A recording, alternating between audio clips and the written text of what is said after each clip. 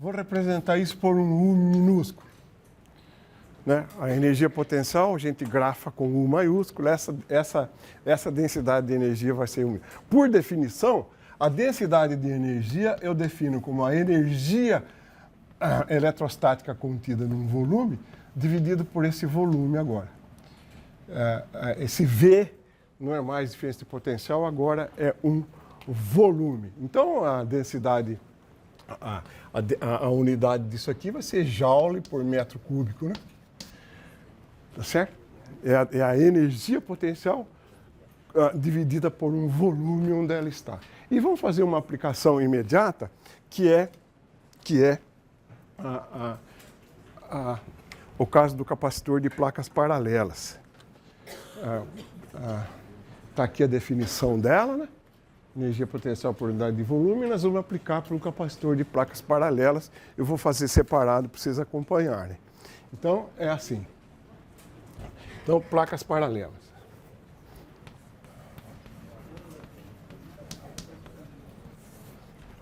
O que é energia? Energia U, então, né? A energia U, eu acabei de ver que eu posso escrever essa energia como meio de CV², né? E se o capacitor de placas paralelas tiver área A e separação D, né? Esse volume é simplesmente A vezes D. Então, AD aqui embaixo, isso aqui dá meio. O que era a capacitância de um capacitor paralelo que nós aprendemos ali? ε0 A sobre D. Escrevi a capacitância, né? Aqui está o AD e aqui está o V². Certo? AD, V². V, a diferença de potencial entre a placa mais e a placa menos, é a integral de EdL, que nesse caso é simplesmente E vezes D. Então eu tiro daqui que isso dá meio de ε0 no lugar de A, né? No lugar de V² eu escrevo E² D² e embaixo ficou A D². D² com D², A com A. A densidade de energia, portanto, é meio de ε0 E².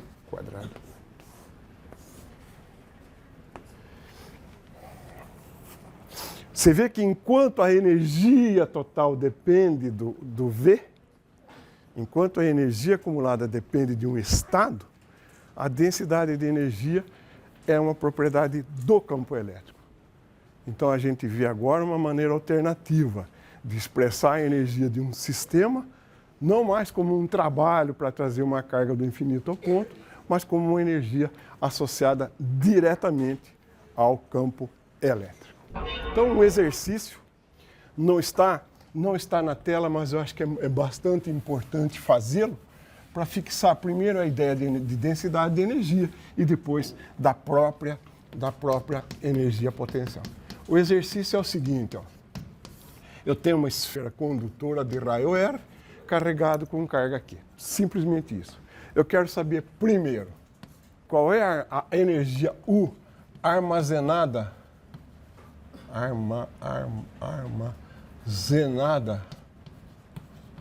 na região onde tem campo elétrico.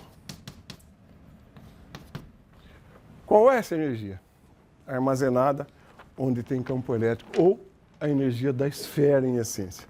Por definição, né, essa energia é meio de Q² sobre C. Por definição, energia é isso. A esfera, então, isso aqui é Q², C é 4πε0r, Q sobre 8πε0r. Essa é a energia que a esfera tem. Certo? Essa é a energia que a esfera tem. Item B. Qual é a densidade de energia na superfície da esfera?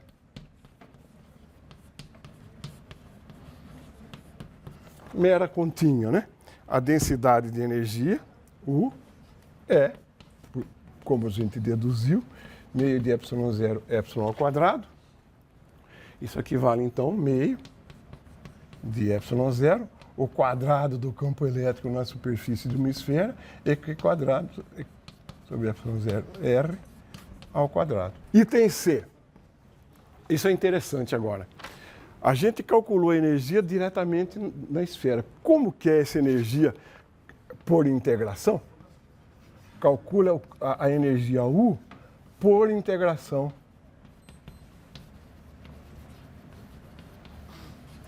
du. O que a gente viu por definição?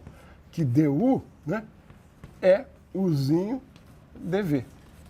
Então, onde esse campo elétrico está estabelecido? Esse campo elétrico está estabelecido fora da esfera, tem um valor E aqui, né? Tem um valor E aqui, que vale isto aqui. Então, essa densidade de energia, eu posso escrever como meio de ε0 E quadrado, e o volume contido no espaço exterior à esfera aqui, é o volume de uma camada esférica que tem raio R e espessura dr. Esse volume simplesmente dá 4πr2 dr. Então, a minha energia U, eu tenho que integrar onde houver U, onde houver Uzinho. A Uzinho desde o raio da esfera até o infinito, né? Então é meio de ε0, E quadrado é o campo Q2 sobre 4π ε0 R quadrado ao quadrado, escrevi E2, 4π R2 dr. Isso dá 4π com 4π quadrado, dá Q quadrado sobre 8π ε0R,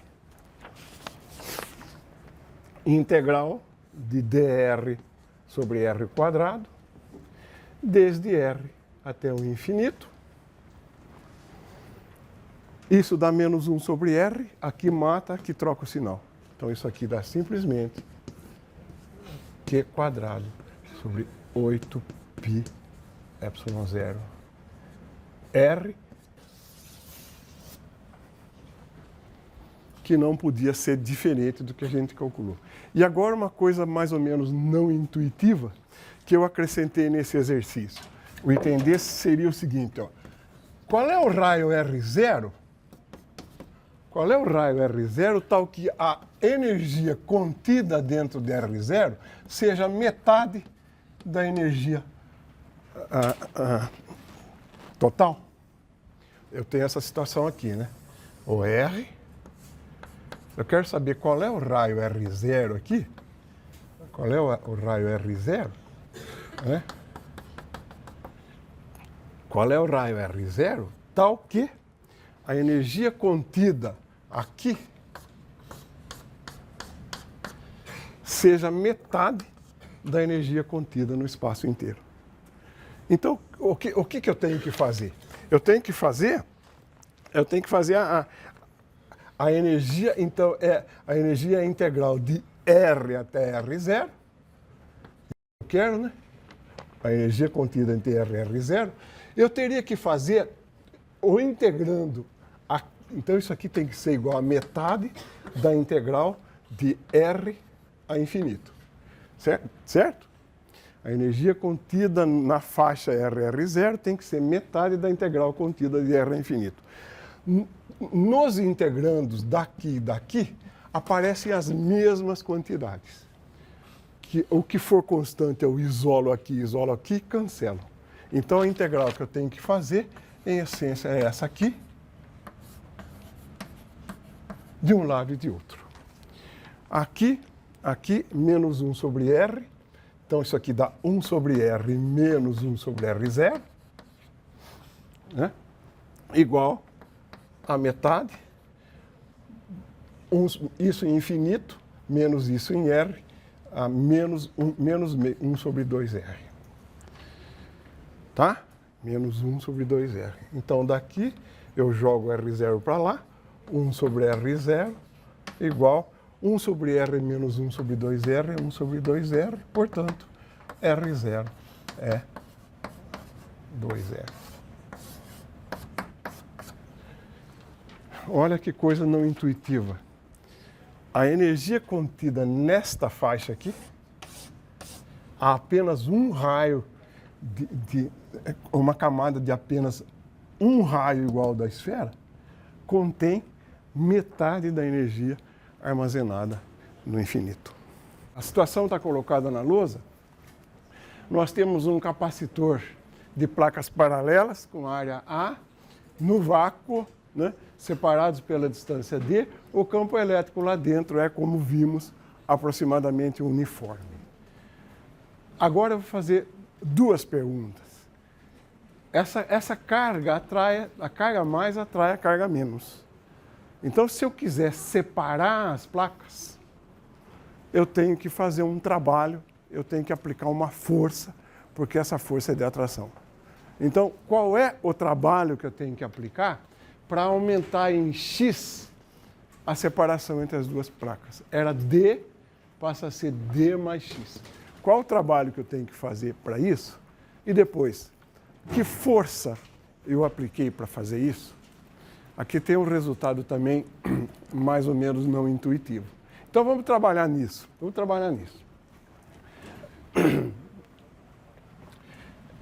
Então é uma nova versão de U. Eu tenho uma separação D entre as duas armaduras do capacitor e transformo isso, né, aumento essa separação de uma distância X. Eu vou querer saber, primeiro, qual o trabalho que eu tive que fazer para separar, para aumentar em X esta separação, e depois, que força eu tive que aplicar. Aqui a coisa é bastante conceitual, né? O campo elétrico entre as duas placas de um capacitor de placas paralelas, o campo elétrico vale sigma sobre ε0, que você viu que é Q sobre ε0A. A hora que eu separo as placas, eu não estou mexendo nas cargas. Então o campo elétrico continua o mesmo depois da separação. O campo elétrico é o mesmo porque eu não mexi nas cargas. O campo elétrico é, portanto, o mesmo. Ora, o que eu fiz foi aumentar o volume de separação de uma quantidade AX. Aumentar o volume do capacitor de uma distância A vezes X, que é a área vezes o quanto eu andei. Você está vendo um volume novo aqui que antes não existia? Se existe um campo elétrico nesse volume novo, pela definição de Uzinho, existe uma energia lá. Essa energia que apareceu e que não havia, veio de onde? Do trabalho que eu apliquei. Essa energia que apareceu numa região que não existia, só pode ter vindo do trabalho que eu apliquei. Então, que energia é essa? O que trabalho é esse? Esse trabalho é o acréscimo de energia que apareceu. O que é isso? É U, né? U vezes V, isso é meio volume, né? Meio U, ε0E², volume A vezes X. Meio de ε0E² A vezes X. Eu posso escrever isso aqui como... Eu vou manter meio de ε0E X, meio de ε0E X, e aqui eu vou escrever o E, que é... O que é o E? Q sobre... Eu estou chamando de Q maiúsculo, perdão. Q sobre ε0A A. Tá bom? Eu mantive um E, o outro E está aqui, A vezes X. Então eu posso escrever isso aqui como sendo simplesmente meio de corto A, corto Y0, de Q e X. Meio de Q e X. Esse é o trabalho que eu tenho que fazer, né? Esse é o trabalho que eu tenho que fazer para aumentar a separação em X. Agora, o que é esse trabalho? A força é constante. Então, o item B, qual é a força? Qual a força que eu tenho que fazer para aumentar a separação? Ora, como o trabalho é F vezes X, por definição de trabalho de força constante, a força de deslocamento, eu tiro daqui, então, que a força entre as duas placas é meio de Q vezes Z. A força entre as duas placas é meio de Q vezes Z. Eu acho esse resultado não intuitivo. Se eu perguntasse para vocês qual é a força de atração entre essas duas placas, onde existe um campo E, uma carga Q submetida a um campo E fica sujeita a que força? Q vezes Z, e não meio de QE. Esse resultado Q vezes Z vale em muitas situações, mas não é o caso aqui. Aqui a força entre as duas placas é meio de QE. Você pode ver isso de uma maneira alternativa, imaginando o seguinte: o campo elétrico composto aqui dentro é formado por duas partes. O campo de cima, que vale sigma sobre 2ε0, se eu pensar a placa como Q, sigma para lá, para cá, e o de baixo, sigma sobre 2ε0 também. Lembra da lei de Gauss, quando a gente estudou campo de duas placas? Esses dois campos se compõem dando este. E agora você vê o seguinte: o campo da placa de cima, que é este, não age nela mesma. Quem age nela? O campo da placa de baixo, que tem então um fator meio em relação ao campo elétrico. Essa é uma maneira de você ver por que aparece o fator meio na força de interação entre duas placas. Vamos ver o que acontece a hora que a gente introduz um dielétrico num capacitor. Você tem um capacitor no vácuo, capacitor de placas paralelas, por enquanto isso aqui é o vácuo. O que acontece se você preencher esse capacitor, digamos, com uma placa de vidro? Quem observou isso experimentalmente foi Faraday. E ele observou o seguinte: ó, se você mantém a diferença de potencial entre as placas de um capacitor, ou seja, deixa ele ligado, preso a uma bateria, o que você nota é que então a diferença de potencial é a diferença de potencial da bateria e as placas aumentam. Se você mantém a carga constante, você tem um capacitor carregado e enfia um dielétrico dentro dele, a diferença de potencial diminui. Então, se você mantém as cargas e enfia um dielétrico, a diferença de potencial cai. Se você mantém a diferença de potencial e enfia um dielétrico, a carga aumenta. Essa carga advém da bateria que você manteve ligada. Então, note que essas duas situações, a carga aumentar ou V diminuir, essas duas situações são compatíveis com o resultado Q igual a CV. Se você mantém o V, a carga aumenta, C aumenta. Se você mantém a carga e V diminui, C aumenta. Então, essas duas informações são compatíveis com a seguinte afirmação: a introdução de um dielétrico no interior de um capacitor aumenta a sua capacitância. Aumenta a sua capacitância. E como a gente viu, então, que a capacitância de um capacitor é algo proporcional a um comprimento, ε0 vezes um comprimento, se o dielétrico preencher totalmente o capacitor, essa capacitância vai aumentar de um fator K. Esse fator K é chamada constante dielétrica do meio que você inseriu. Então, a capacitância com o dielétrico fica aumentada por um fator K, e isso aqui eu posso escrever, então, como ε0LC0, KC0.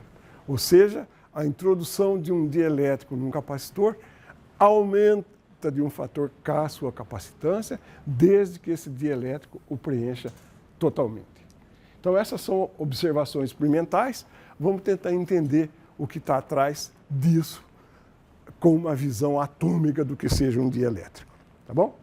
Então, olha aqui. Eu vou fazer na lousa, mas eu quero mostrar primeiro. O que é um dielétrico primeiro, né?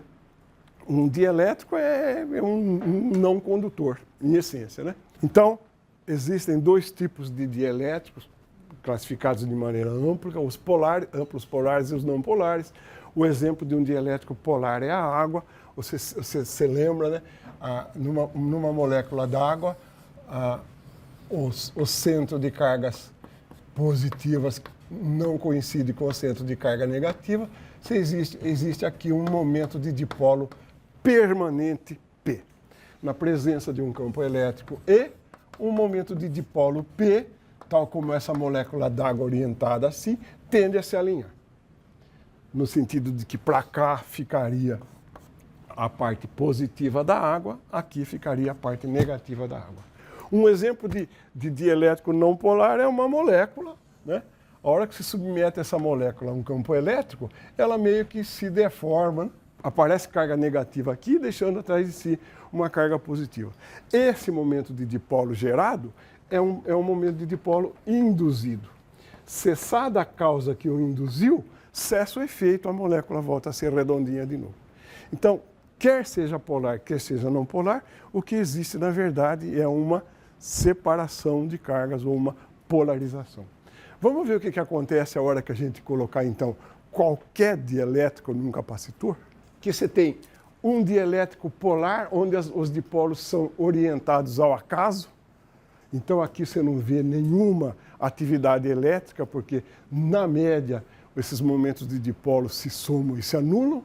A hora que você submete isso a um campo elétrico, eles se alinham. Está vendo que os marronzinhos estão sempre para a direita agora? Não tem mais esse cara aqui, por exemplo? Então, eles tendem a se alinhar. Ora, se ele tende a se alinhar desse jeito, o resultado final é que vai aparecer nessa placa direita uma distribuição de cargas induzidas. Eu passo daqui para frente a chamar de linha as grandezas induzidas. Então, nesta superfície, apareceu uma densidade de carga mais sigma'. E nesta superfície, uma densidade de carga menos sigma'. Você há de perguntar, e as cargas no seio do condutor, do dielétrico? Se anulam, porque se você tomar a média dos dipolos aí, isso aí dá zero. Então, o resultado final da introdução disso é o aparecimento de uma densidade de carga menos sigma' aqui, mais sigma' aqui. Se o dielétrico for apolar ou não polar, acontece a mesma coisa. Ele se deforma, tendo como resultado, está muito apagado aqui, mas, de novo, mais sigma' e menos sigma'. Então, o que a gente enxergaria, né? Aqui está o capacitor. Existe um campo E0. Zero agora é o campo livre, é o campo sem dielétrico, tá? Campo sem dielétrico. Então, se tiver uma carga mais Q aqui e menos Q aqui, esse E0 é o Q sobre ε0A. Você enfia aqui no meio, um dielétrico. Então, agora que você tem um dielétrico aqui dentro, aquelas moléculazinhas lá, orientadas daquele jeito lá, né? Aquelas moléculazinhas lá, seu campo é assim,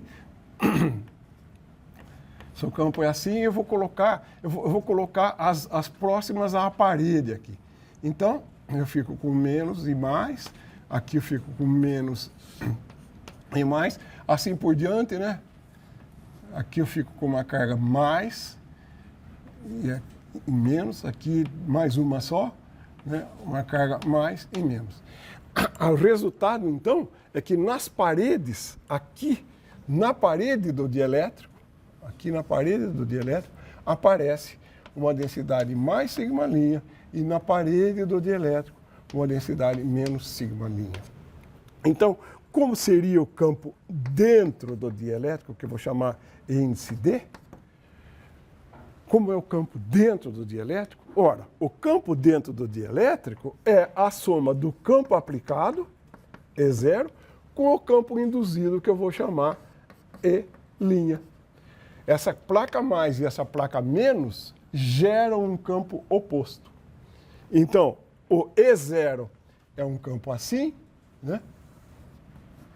O E0 é um campo assim. O campo do dielétrico é um campo assim, E'. Como resultado, eu vou ter um campo dentro do dielétrico, soma dos dois, que é então E, vou chamar de ED, o campo dentro do dielétrico é um campo assim. Então eu posso escrever que ED é E0 mais E', e como E0 e E' são opostos, E0 para cá e E' para cá, a hora que eu somo dois vetores opostos, eu ganho um módulo menor. Isso tem como consequência que o módulo do campo elétrico dentro do dielétrico é menor que o módulo do campo aplicado. Certo? E nós vamos ver, e nós vimos, na verdade, experimentalmente, que esse ED, o campo dentro do dielétrico, é o campo E0 dividido por aquela constante dielétrica K. K é um número maior ou igual a 1, no vácuo K igual a 1.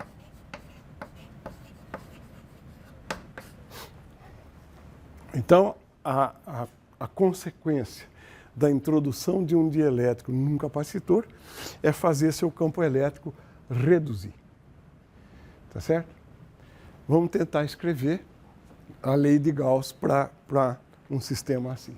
Aqui, por curiosidade, algumas substâncias com algumas constantes dielétricas, e essa rigidez dielétrica é o máximo campo elétrico que um dielétrico suporta sem sofrer ruptura, sem haver descarga. Então o ar tem uma constante dielétrica muito próxima de 1, K igual a 1 para o ar, é quase próxima do vácuo, né? É quase 1. E 3 kV por milímetro é aquele campo. E alguns exemplos aqui, o papel, por exemplo, tem uma constante dielétrica 3,5, um pirex, vidro, 4,7, então todos esses números maior que 1. E alguns muito altos, né? A água a 20 graus tem um K igual a 80. Aqui está uma das razões de por que a eletrostática é inimiga da umidade. Esse ε0, esse K tem a ver com ε0. Esse K é ε sobre ε0. Então, a permissividade, a constante dielétrica da água é muito alta. Como esse ε0 aparece nos denominadores, essa constante atenua todas as ações entre cargas elétricas. Tá certo? Então, isso aí é uma curiosidade só. Então, agora uma dedução interessante, que culmina com a apresentação de um vetor novo para nós, que se chama vetor deslocamento elétrico. Antes, vamos tomar um apanhado do que nós vamos ver. Você tem aqui, então, um capacitor sem dielétrico, isso aqui é vácuo, você está vendo carga mais Q menos Q, um campo elétrico E0, que é o campo elétrico livre. Tá? E0, um campo elétrico, esse nós já conhecemos, foi calculado hoje. Aí você introduz um dielétrico no capacitor, essa lâmina em verde que o preenche totalmente. Com a intromissão da faixa verde, aparecem, por consequência disso, né, aparecem cargas induzidas, que eu estou chamando de Q', com o sinal negativo aqui, e mais Q' aqui, menos Q', mais Q'. As mais esparsas são cargas induzidas, as mais próximas são cargas livres. Então, na nossa nomenclatura, Q, carga livre, carga da placa, Q', carga induzida. Sigma, densidade da placa, sigma', densidade induzida. Vamos aplicar a lei de Gauss a esse dielétrico e tirar uma importante relação, que é a lei de Gauss escrita quando nós tivermos um dielétrico. Então, lei de Gauss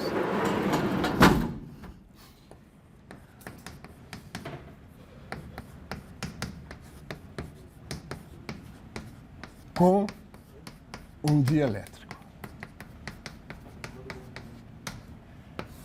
Vou tentar reproduzir esse desenho aqui de baixo. Então, você tem um dielétrico aqui, vou fazer ele meio grosso assim. Ele tem aqui aquelas cargas, a carga da placa mais Q, aqui a placa da carga menos Q. A hora que eu preencho esse capacitor com um dielétrico, né, com uma certa constante K, vão aparecer cargas induzidas na sua superfície. Então vão aparecer cargas mais aqui, que por convenção eu estou chamando de mais Q', e vão aparecer cargas negativas aqui, que eu estou chamando de menos Q'. Certo? Certo? Se o meu capacitor estiver no vácuo, né, se eu pegar esse capacitor no vácuo, isso eu já fiz hoje, eu vou repetir.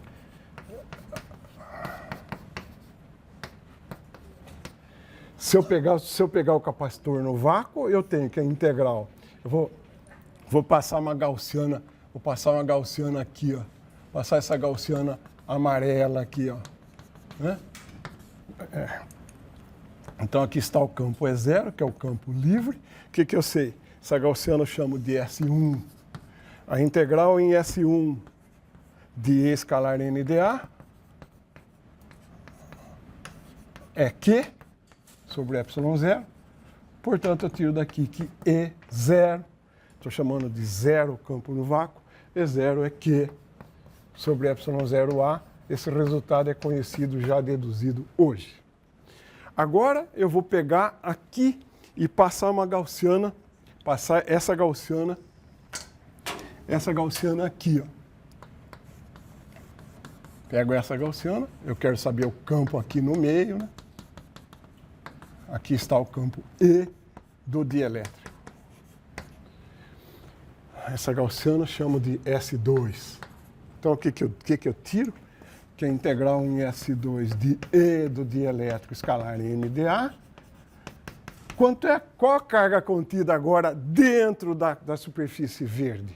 É importante que vocês prestem atenção e digam aqui. Que carga está contida dentro de verde? É só Q? É só Q'? É o quê? É Q menos Q', certo?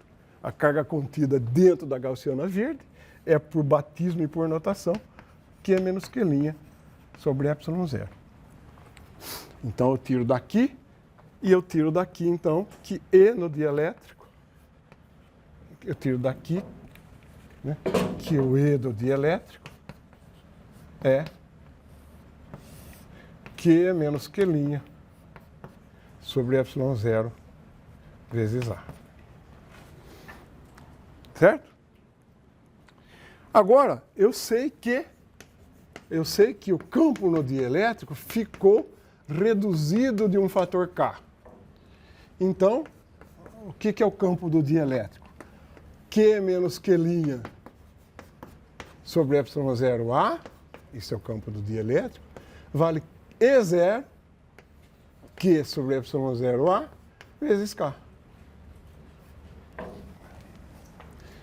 Então, eu tiro daqui que Q menos Q' é Q sobre K.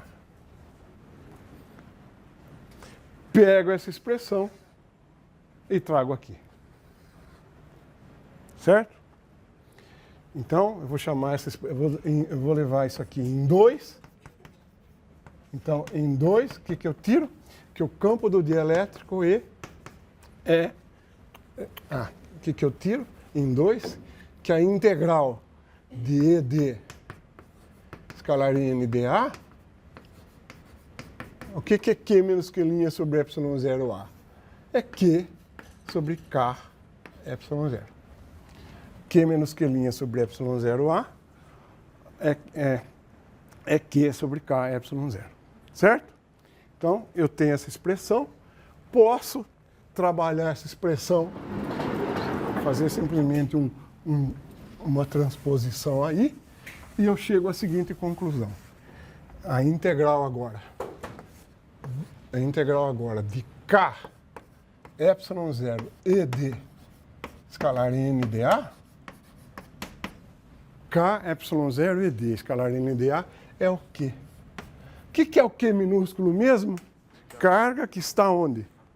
Na placa, ou seja, a Q é a carga livre, independentemente da introdução do dielétrico. Se eu definir um vetor D, chamado vetor deslocamento elétrico, esse vetor vai ser melhor entendido só na última aula nossa. Esse vetor de deslocamento elétrico, então, D, eu chamo de K, ε0 ED. Se eu chamar esse vetor de deslocamento elétrico, eu tiro a lei de Gauss para um dielétrico da seguinte maneira. E você vê que nessa expressão da lei de Gauss, escrita em função do vetor de deslocamento, você não precisa se preocupar com as cargas de indução. Este vetor D contém já todo o efeito que o campo induzido provoca no capacitor. Então, a lei de Gauss expressa com o vetor de deslocamento trata pura e simplesmente da carga livre das placas. Tá? O efeito da polarização está na constante de dielétrica K. Normalmente se define K como sendo o quociente entre a permissividade do meio e a permissividade do vácuo. Então, isso é um adimensional. A permissividade do vácuo é sempre maior que ε0, o K é um número maior que 1. Então, você pode tirar daqui, né, que o ε é um K vezes um ε0. A coisa interessante de escrever a lei de Gauss com o dielétrico é que você pode até fazer um dielétrico composto.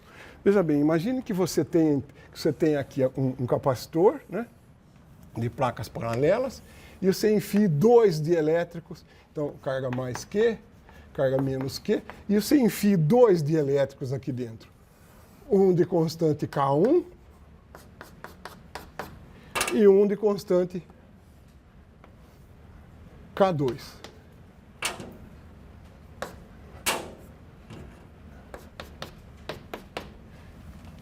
E eu quero perguntar para você como são os campos elétricos dentro do dielétrico 1 e o campo elétrico dentro do dielétrico 2. Sem o auxílio da lei de Gauss com o dielétrico, essa conta pode ser complicada. Com ele é trivial. Por quê? O que esse capacitor tem em comum para os dois dielétricos? A carga livre. Tá? A carga livre. Então, o D que só depende, suponha que essa área seja A. Então, essa integral dá simplesmente D vezes A, né, igual a Q. E esse vetor de deslocamento só depende da carga livre. Ele é o mesmo aqui, aqui, aqui e aqui. Certo? Então, mas o que é D? D é K, ε0 e I. Então, E1 é D sobre K1 ε0, E2 é D sobre K2 ε0. Você calcula o vetor D e depois usa a relação em cada meio, a relação dele com o campo elétrico no meio local. Tá bom? Então, a aplicação da lei de Gauss com o vetor D simplifica burralmente as contas. E se for o vácuo? No vácuo, quanto vale K? No vácuo, K vale 1. Então, olha aqui. Se K vale 1, né, a ED vira 0, a integral de E é Q sobre ε0. Você recobre a lei de Gauss no seu formato antigo. Tá bom? Vamos tentar fazer agora uma aplicação. Nós estamos sempre sujeitos às vontades climáticas. Mas, enfim, vamos ver o que a gente consegue fazer aqui. Então, eu tenho aqui uma garrafa de Leiden, que é, como nós vimos, o precursor de um capacitor. No que ela consiste? Aqui dentro tem um fio de cobre enrolado. Esse fio vai ser uma das armaduras. E um papel de alumínio envolvendo a garrafinha por fora é a outra armadura. Eu vou tentar carregar esse capacitor através de atrito ou de carga eletrostática.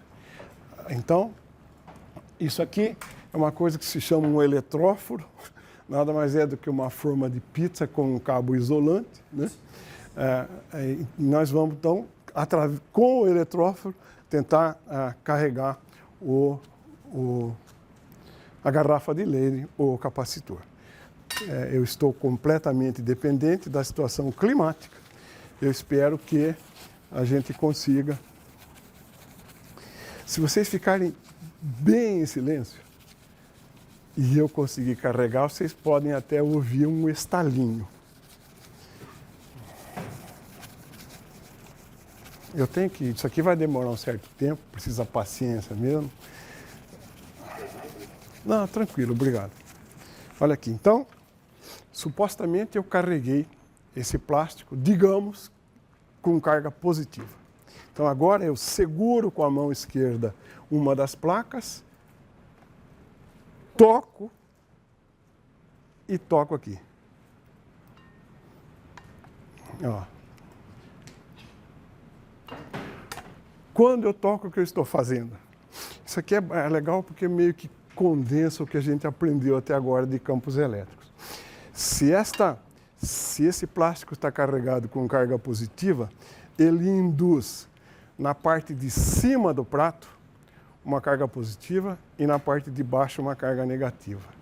A hora que eu toco com o dedo, eu transfiro carga positiva para cá e negativa para cá. Então eu estou trazendo carga negativa na cabeça e positiva na lateral. Perceberam o processo de carga? Aqui induz cargas opostas, eu descarrego a carga de mesmo sinal da placa aqui, por consequência, a outra aqui. Então, estou gerando aquele V, aquela diferença de potencial entre as placas. Precisa paciência, essas cargas são minúsculas, tem que fazer isso algumas vezes, tá bom? Estou atritando. Você não quer vir aqui mesmo? Ela não aguenta.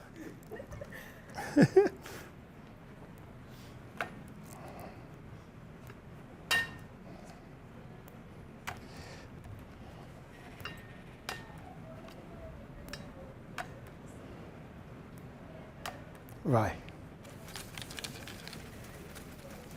Tá bom.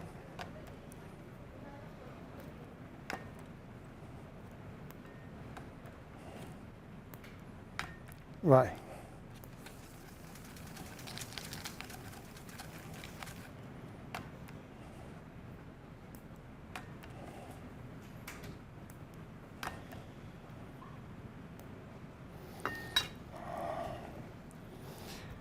Pega aqui e põe a mão aqui.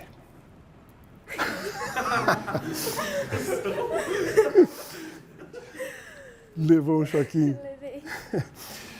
Que nós acabamos de ver. Que nós acabamos de ver é a descarga de um capacitor através de um condutor que é um corpo humano. Não há riscos nisso, porque a corrente envolvida nessa descarga é muito pequena. Vale mais é pelo susto mesmo. Então vocês estão vendo que a física às vezes pode ser não intuitiva, às vezes pode ser surpreendente, mas é quase sempre divertida. Até a próxima.